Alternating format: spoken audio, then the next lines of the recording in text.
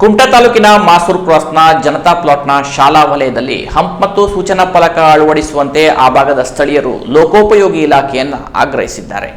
ಕುಮಟಾ ತಾಲೂಕಿನ ಮಾಸೂರು ಕ್ರಾಸ್ನ ಜನತಾ ಪ್ಲಾಟ್ ರಸ್ತೆ ಶಾಲಾ ವಲಯವಾಗಿದ್ದು ಪ್ರತಿನಿತ್ಯ ಸಾವಿರಾರು ವಾಹನಗಳು ಸಂಚರಿಸುತ್ತವೆ. ಹೊಲನಗದ್ದೆಯಿಂದ ಅಘನಾಶಿನಿಯವರೆಗೂ 50ಕ್ಕೂ ಅಧಿಕ ಹೋಮ್ ಸ್ಟೇಗಳು, ಹೋಟೆಲ್, ಲಾಡ್ಜ್ಗಳು ತಲೆ ಎತ್ತಿವೆ.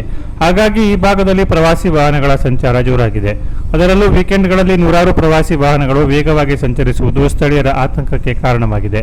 ಅದರಲ್ಲೂ ಈ ಭಾಗದ ರಸ್ತೆ ಕಿರಿದಾಗಿದ್ದು ಗ್ರಾಮೀಣ ಭಾಗಗಳಿಂದ ಬರುವ ರಸ್ತೆಗಳು ಈ ಮುಖ್ಯ ರಸ್ತೆಗೆ ಸೇರ್ಪಡೆಯಾಗುವುದರಿಂದ ಈ ರಸ್ತೆಯಲ್ಲಿ ಆಗಾಗ ಅಪಘಾತಗಳು ಸಂಭವಿಸುವಂತಾಗಿದೆ.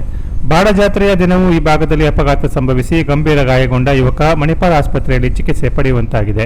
ಕಳೆದ ವರ್ಷ ಶಿಕ್ಷಕರೊಬ್ಬರು ಇದೇ ಭಾಗದಲ್ಲಿ ಅಪಘಾತ ಉಂಟಾಗಿ ಮೃತಪಟ್ಟ ಘಟನೆ ಕೂಡ ನಡೆದಿದೆ. ಹಾಗಾಗಿ ಶಾಲಾ ವಲಯದಲ್ಲಿ ವೇಗ ನಿಯಂತ್ರಕ ಹಂಪ್ ಮತ್ತು ಸೂಚನಾ ಫಲಕವನ್ನು ಜನತಾ ಪ್ಲಾಟ್ ಭಾಗದಲ್ಲಿ ಅಳವಡಿಸುವಂತೆ ಆ ಭಾಗದ ಜನರು ಜನಸಾಮಾನ್ಯರ ಸಮಾಜ ಕಲ್ಯಾಣ ಕೇಂದ್ರದ ನೇತೃತ್ವದಲ್ಲಿ ಸಂಬಂಧಪಟ್ಟ ಇಲಾಖೆಗೆ ಹಲವು ಬಾರಿ ಮನವಿ ನೀಡಿದರೂ ಪ್ರಯೋಜನವಾಗಿಲ್ಲ.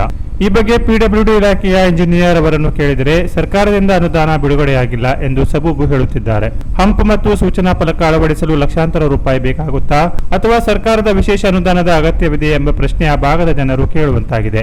ಪ್ರತಿ ವರ್ಷ ಕುಮಟಾದಿಂದ ಅಘನಾಶಿನಿ ರಸ್ತೆಯ ನಿರ್ವಹಣೆ ಮತ್ತು ಸುಧಾರಣೆಗಾಗಿ ಪಿಡಬ್ಲ್ಯೂಡಿ ಅಧಿಕಾರಿಗಳು ಲಕ್ಷಾಂತರ ರೂಪಾಯಿ ವೆಚ್ಚ ಮಾಡುತ್ತಾರಲ್ಲ, ಅದರಲ್ಲಿಯೇ ಸ್ವಲ್ಪ ಹಣವನ್ನ ಹಂಪ್ ಮತ್ತು ಸೂಚನಾ ಫಲಕಗಳ ಅಳವಡಿಕೆಗೆ ಬಳಸಬಹುದಾಗಿದೆ.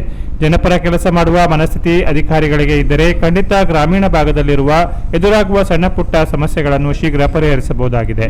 ಒಂದು ವೇಳೆ ಶಾಸಕರು ಈ ಭಾಗದಲ್ಲಿ ಹಂಪ್ ಮತ್ತು ಸೂಚನಾ ಫಲಕ ಅಳವಡಿಸಿ ಎಂದು ಪಿಡಬ್ಲ್ಯೂಡಿ ಅಧಿಕಾರಿಗಳಿಗೆ ಮೌಖಿಕವಾಗಿ ಸೂಚಿಸಿದರೆ ಸಾಕು. ಈ ಅಧಿಕಾರಿಗಳು ತಕ್ಷಣ ಕಾರ್ಯಪ್ರವೃತ್ತರಾಗುತ್ತಾರಲ್ಲ. ಹಾಗಾಗಿಯೇ ಜನ ಮನವಿ ನೀಡಿದಾಗಲೇ ಸ್ಪಂದಿಸಿದರೆ ಅಧಿಕಾರಿಗಳ ಬಗ್ಗೆ ಆ ಭಾಗದ ಜನರಿಗೆ ಗೌರವ ಮೂಡುತ್ತದೆ. ಅಲ್ಲದೆ ನಮ್ಮ ಶಾಸಕರಿಗೆ ಇಂಥ ಸಣ್ಣ ಪುಟ್ಟ ಸಮಸ್ಯೆಗಳಿಗೆಲ್ಲ ಕಿವಿ ಕೊಡುವ ಅಥವಾ ಅಧಿಕಾರಿಗಳಿಗೆ ಸೂಚಿಸುವ ಪುರುಸೊತ್ತು ಇಲ್ಲ. ಹಾಗಾಗಿ ಅಧಿಕಾರಿಗಳು ಜನರ ಸಮಸ್ಯೆಗಳಿಗೆ ತುರ್ತಾಗಿ ಸ್ಪಂದಿಸುವ ಕಾರ್ಯ ಮಾಡಿದರೆ ಶಾಸಕರ ಮೇಲಿರುವ ಸಮಸ್ಯೆಗಳ ಒತ್ತಡವನ್ನ ಕಡಿಮೆ ಮಾಡಬಹುದಾಗಿದೆ.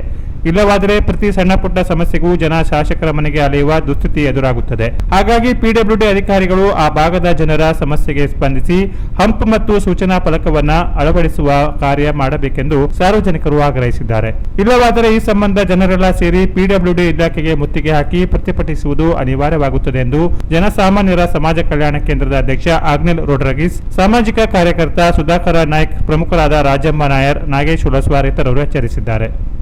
ಇದು ಜನತಾ ಪ್ಲಾಟ್ ಮಾಸ್ಟರ್ ಕ್ರಾಸ್ ಗ್ರಾಮ.